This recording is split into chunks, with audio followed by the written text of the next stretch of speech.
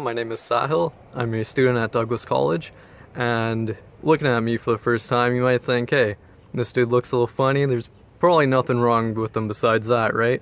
But that's where you're wrong. I have hyperhidrosis, and how I try and explain this condition to people who might not know what it is that basically it's a condition where your body doesn't know how to regulate its temperature.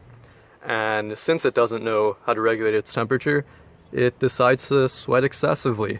And for me, it affects my hands, my feet, and my underarms. Now, the reason you probably couldn't tell that I have hyperhidrosis is because we're all really good at hiding it. People like me hide this condition by wearing black clothing, by switching out our articles of clothing throughout the day, going for fist bumps instead of handshakes, and I'm sure there's a whole bunch of other things too. To be honest with you, I could talk about this condition for hours and how it's affected me, but for the sake of this video, I'll give you the events in my life that have affected me the most because of this condition. I knew I had hyperhidrosis since I was in elementary school, but the first occasion where it really affected me was when our high school decided to do square dancing.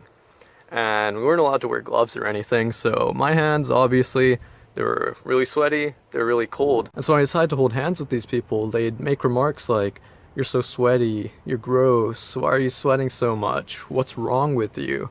And they'd even sometimes just look at me and laugh.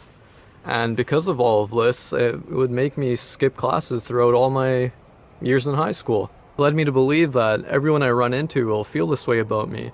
But fortunately, I eventually learned that that's just not the case, and some people are just really mean. In terms of my college life, how this affects me is that my college is located on a very steep hill, and since you have to walk up that, you'll probably break a sweat.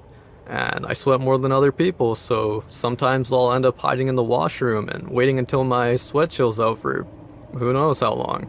And sometimes I'll have to switch out my clothing. Now, participating in class is pretty hard because if I put my hand up, you'll probably see a sweat stain. Or going up in the board and writing something down, I'll probably smudge whatever's there. In terms of writing notes and typing and all that, having sweaty hands isn't very useful there too. I used to always wear an undershirt regardless of the weather, just so that my sweat wouldn't show.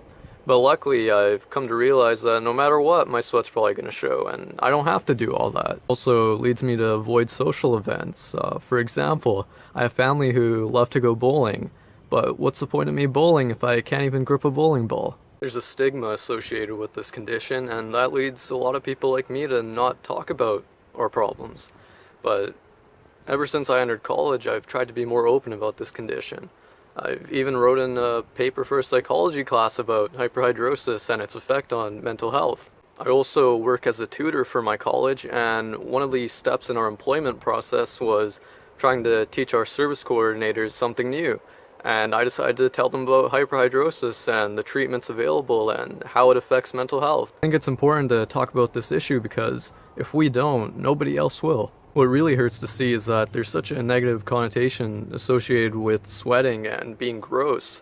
And you'll see even in certain political campaigns where people comment on another person's sweat as if that's something to be ashamed of. This condition doesn't define who you are as a person. And over time, I've learned that it helps you weed out the people who might not be good for you. As cliche as it sounds, those who matter don't mind and those who mind don't matter. And with all that being said, I'd like to thank Dermadry for giving the opportunity to bring awareness to this issue through this scholarship program. Thank you.